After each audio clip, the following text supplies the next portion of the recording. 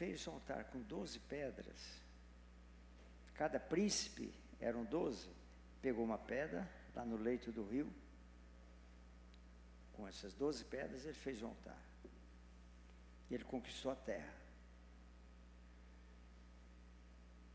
Ele partiu daquele altar para conquistar a terra.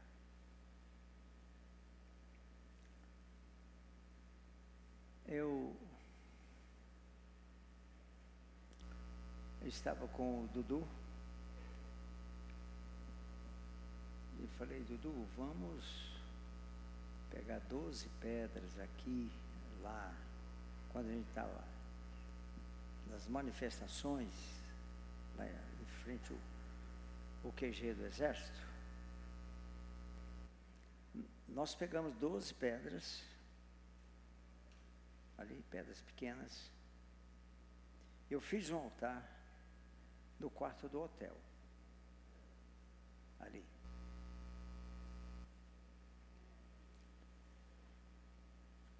Essas pedras estão lá em casa. 12 pedras. Mas, em uma certa época, ao menos uns 3 anos e meio atrás, um tempo atrás, o Senhor não permitiu que eu colocasse mais pedras lá. Eu parei, mas não sabia por quê. Que Ele tinha dado essa direção, essa ordem. Quando foi há 1 ano e meio atrás, mais ou menos, ele veio e falou de novo comigo. Aí ele falou por quê? Porque não é mais hora de juntar pedras, de declarar a unidade dos pastores. Para com isso. Acabou esse tempo.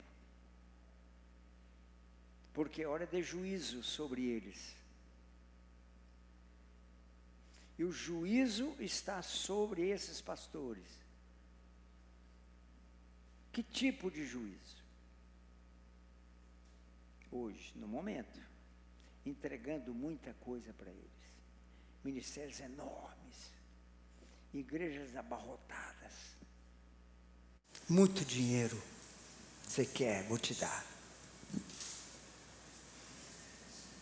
Para que você se perca de vez. Esses pastores são como cães. Está aqui, ó.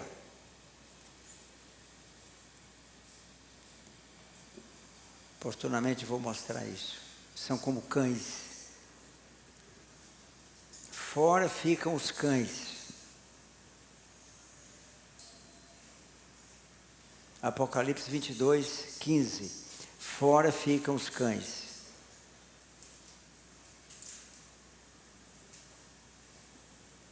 Os cães ficam os feiticeiros, assassinos, etc.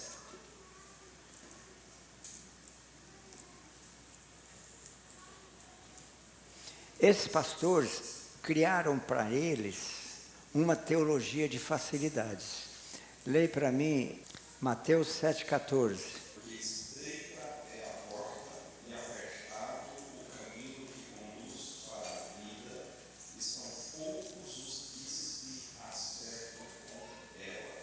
Presta atenção, esses pastores, a porta está bem larga para eles. Eles se deliciam com isso. Porque criaram uma teologia de porta larga, mas ela não é larga. Estreita é a porta e apertado o caminho. É esse o nosso caminho. Se você quer ser arrebatado, esse é o caminho. A porta é estreita e o caminho é apertado. Só que vai ficando cada vez mais apertado. O Senhor eterno tem um propósito em tudo que está acontecendo. Ele colocou a nossa nação nesse lugar de aperto. É difícil você não ficar ansioso. Eu tenho tentado não ficar ansioso e descansar, porque Ele está mandando descansar. Descansem, eu cuido deles. Então não tem que orar mais? Será que é isso que Ele está falando? Sabe, irmãos, a gente é um bando de pedinte. Se eu vou orar, eu estou pedindo alguma coisa. Já começo pedindo. E termino pedindo. E nós estamos considerando isso, eu, no meu coração. Considerando isso, né? Eu tenho ouvido o livro do Apocalipse muitas vezes, ultimamente. E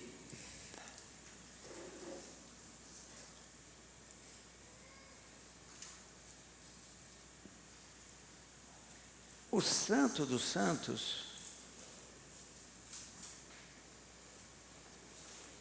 é esse lugar, eu já volto para o Apocalipse. O Santo dos Santos é esse lugar que o Senhor está falando. O caminho que conduz para a vida. O tabernáculo tem 3 portas. A porta do caminho, que é a mais larga, ela tinha 9 metros de largura. Você imagina 9 metros, digamos, dessa coluna até essa coluna. Era bem larga a porta do caminho. Então a pessoa entra para a salvação pela porta do caminho. Você entrou lá. Numa noite, eu me lembro quando eu converti, foi assim, né? Assisti um culto aqui na igreja Batista, aqui 24 de outubro, em Campinas. E naquela noite, o pregador, eu fui ouvir. Eu nunca tinha entrado em uma igreja. Entrei, fiquei lá mais atrás, tinha sido convidado. E eu vi, enquanto o pregador pregava, eu estava, esse negócio está certo.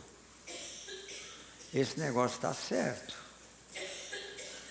E isso que ele está pregando aí, esse negócio é verdade, né?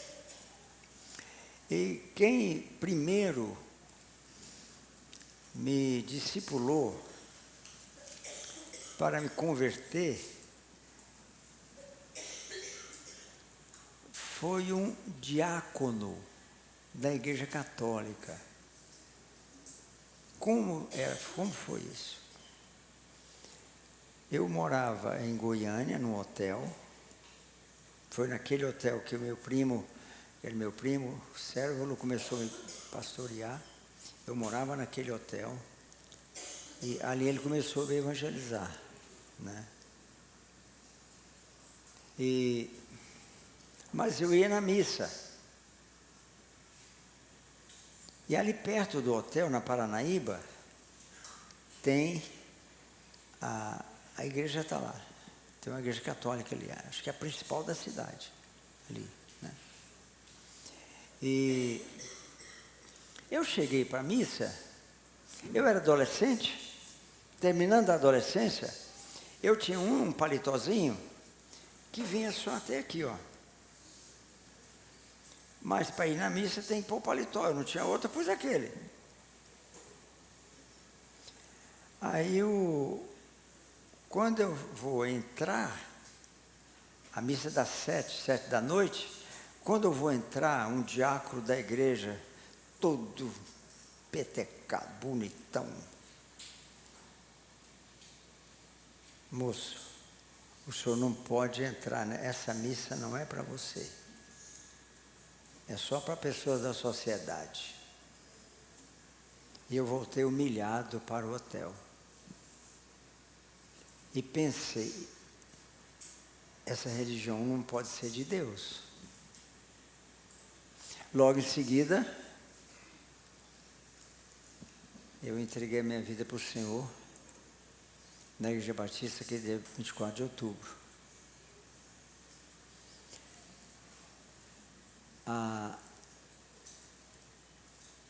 De lá para cá, eu tenho entendido a largura dessa porta. Eu tentei uma vez deixar a porta bem larga. Saí mal demais. Fiquei muito rico.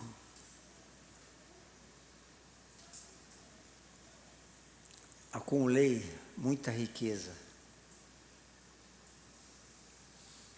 Não é pecado não, se fizer do jeito certo. Eu fiz do jeito errado, não roubei não.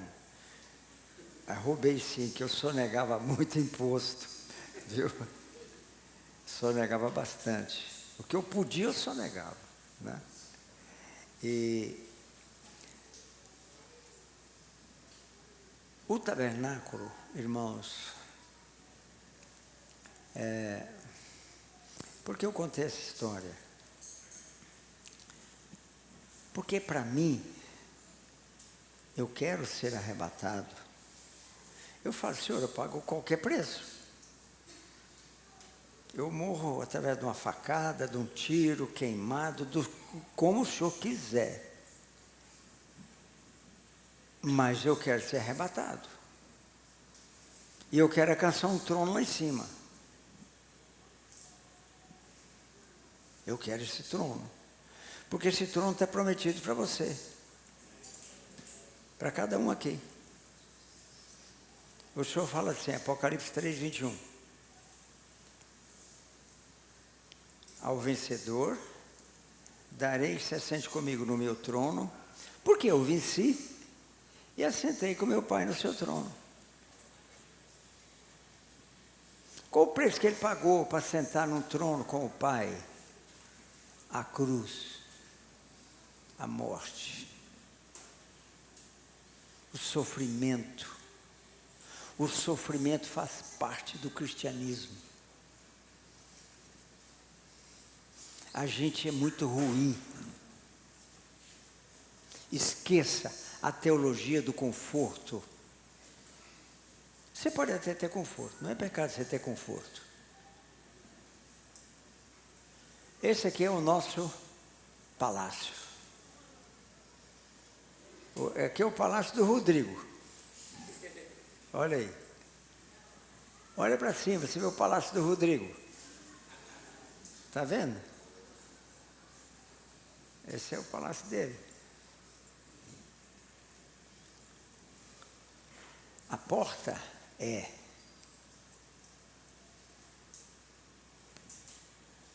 estreita e o caminho é apertado.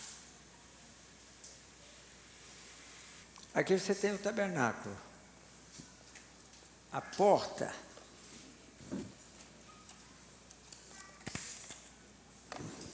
você tem a porta do caminho. Aqui é o átrio.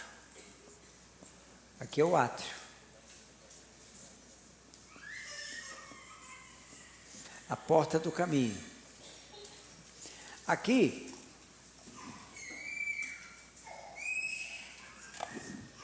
você tem uma segunda porta. É a porta da verdade.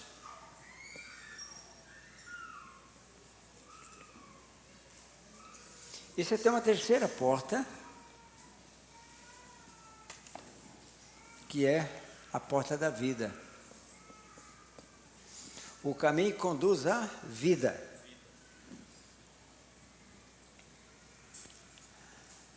O problema do crente, eu estou ensinando sobre caráter, por isso eu citei a questão do Brasil, porque está muito ligado com tudo que eu vou falar sobre caráter. Aqui é mais larga, aqui vai estreitando, aqui é mais estreita. Conduz à vida. Porque o que o Senhor deseja é que eu alcance esse lugar aqui, ó. E more aqui. Lê para mim, Salmo 91, 1. Salmo 91, 1.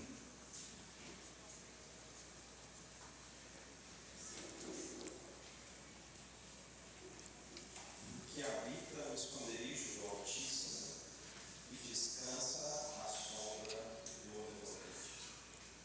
A sombra do Impotente descansará. Então, aqui é um lugar, porque aqui é a arca. está aqui. Então, é um lugar para você morar. Aqui, ó. Que habita.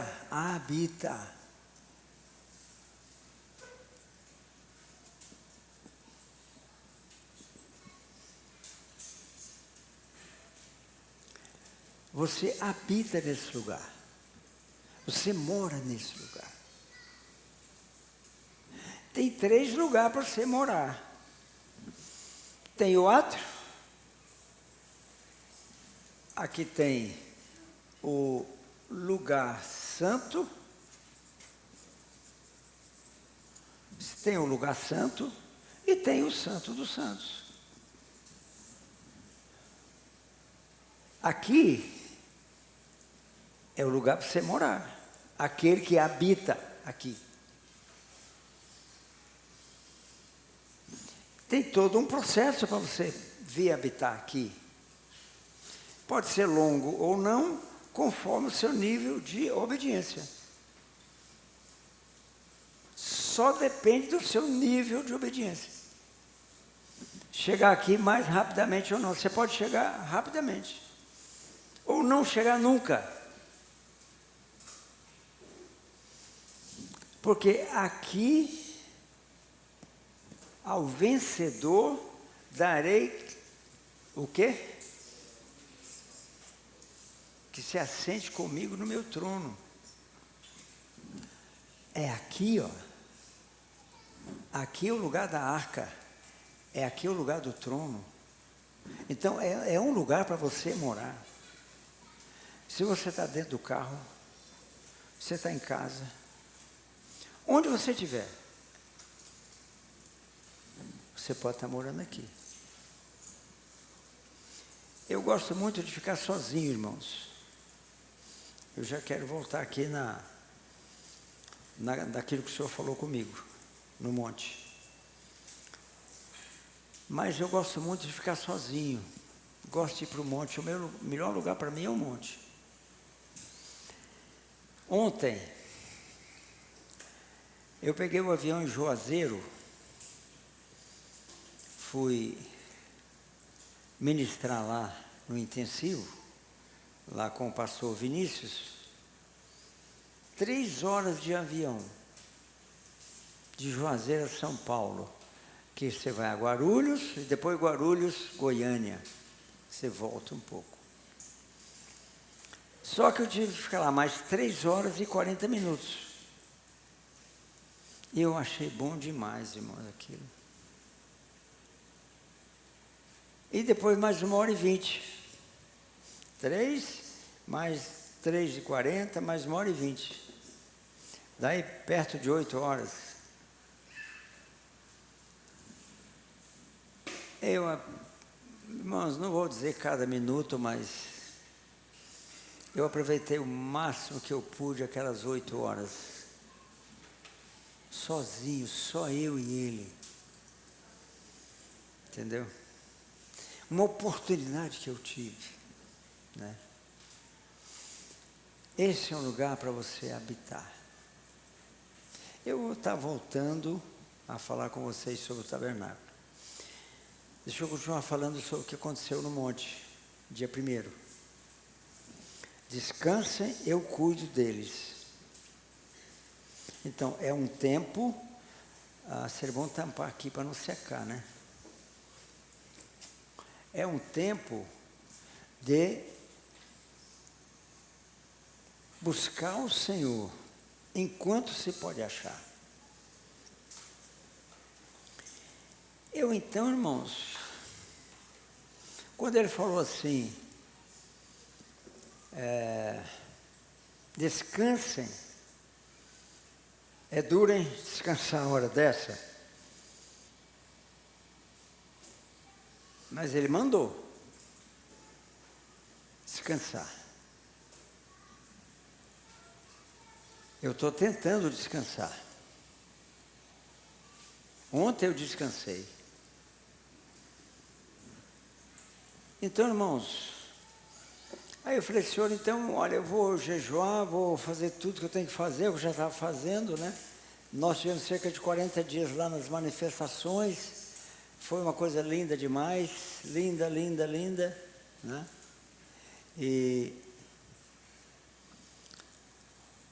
Mas e agora? Agora é descansar. Aí eu peguei, senhor, mas escuta, descansar?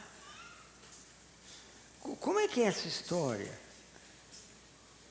Numa situação como essa, né? Irmãos, a fé descansa.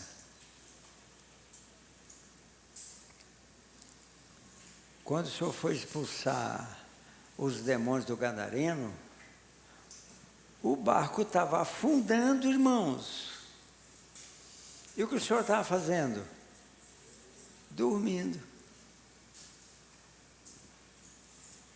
Os apóstolos, todos apavorados, Senhor, acorda, Senhor. O barco está afundando. Esse barco chamado Brasil, no momento, está afundando. Então, vê para mim, Ricardo, João 4:23. Mas vem a hora e já chegou, em que os verdadeiros adoradores adorarão o Pai em espírito e em verdade, pois são estes que o Pai procura para ser. Irmãos,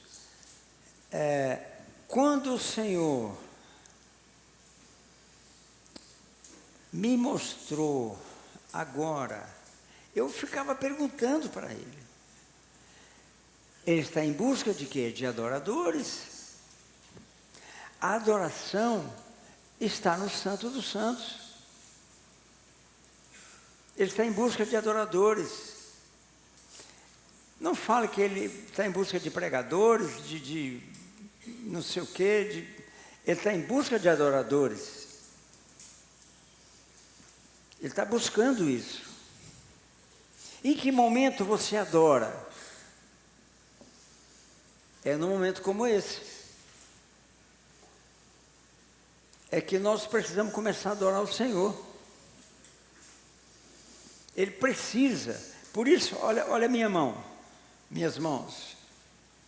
Olha o que ele está fazendo conosco. O caminho vai ficando bem estreito.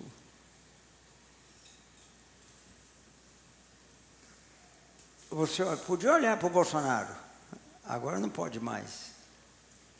Agora só podemos olhar para cima. Ele está fazendo isso, irmãos, porque Ele nos ama. Ele ama o Brasil demais. Ele fez do Brasil a nação mais rica da terra, em valores de minerais e matas e tudo mais. Só a Amazônia tem 7.000 rios. Então, irmãos, Ele ama o Brasil, Ele nos ama, mas Ele está nos espremendo assim, ó.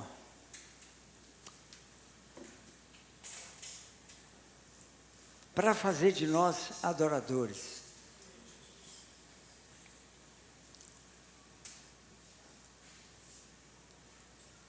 Aí o Senhor nos conduziu. Esse aqui, Ricardo, eu vou ter que abrir, porque eu vou citar. Eu não estou nem olhando o caderno, mas eu estou deixando. O caderno está aqui, não comecei ainda não.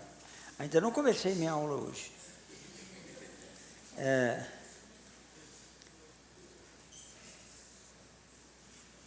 2 Crônicas 20.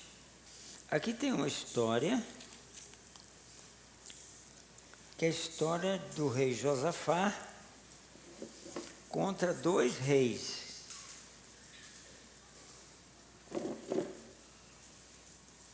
Moabe e Amon.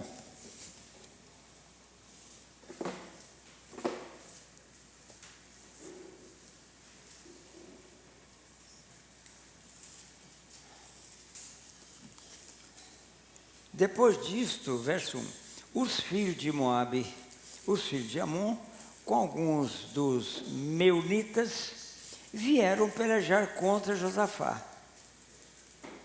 Então vieram alguns que avisaram a Josafá, dizendo: grande multidão vem contra ti, da além do mar e da Síria. Eis que já estão em Azazon Tamar, que é em Gedi.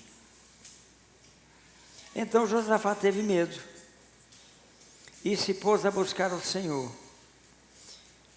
E apregou o jejum em todo Judá.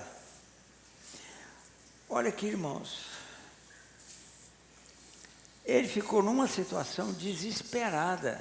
O Senhor colocou Josafá, o rei, que era um homem de Deus, em um lugar com o povo dele, claro, de vida ou morte. Ele apregoou um jejum. E ele teve medo. Se continuarmos aqui a examinar o texto, eu vou mostrar ainda alguns versículos, você vai perceber uma coisa. Que só lá na frente é que o profeta se manifesta. Lá no verso 14. Então veio o Espírito do Senhor no meio da congregação sobre Jaziel, filho de Zacarias, filho de Benaia. Aqui tem pedigree, hein? Esse profeta aqui. Tem. Não é pedigree que fala, né? Como é que fala? Hã? É linhagem, né?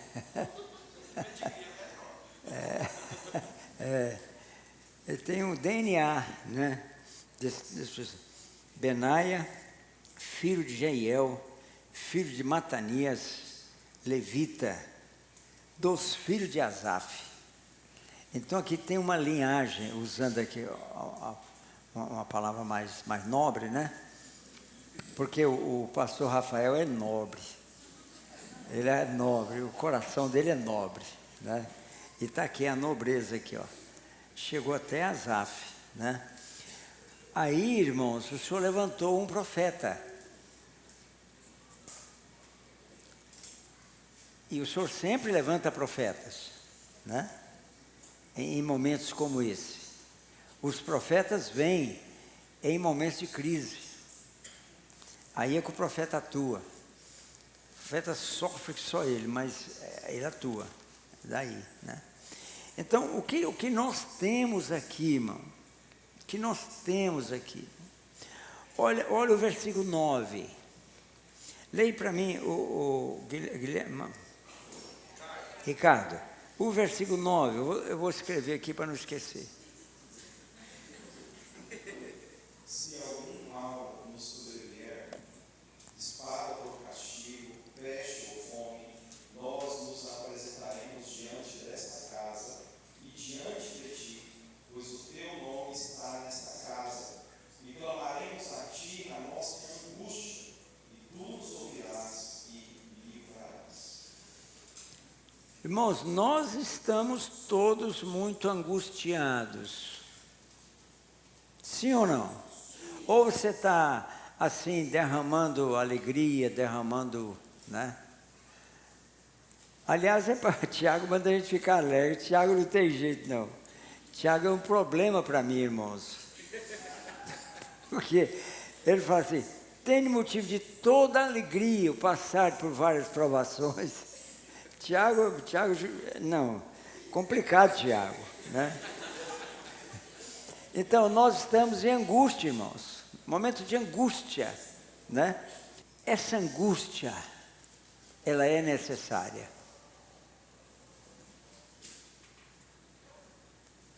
O Senhor está nos preparando para o arrebatamento.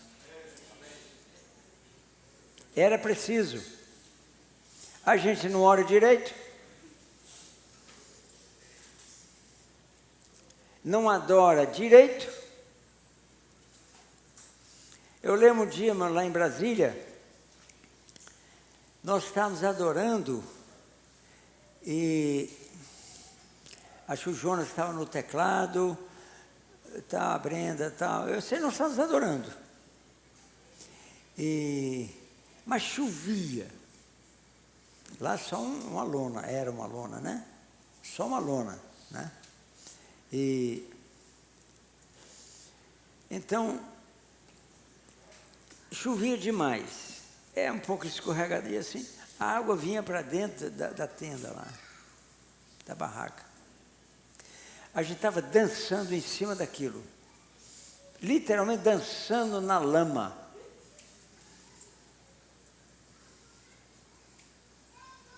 O Senhor vai fazer. Eu cuido deles. Eu cuido deles. Ele vai fazer. Não tem como, Ele vai fazer.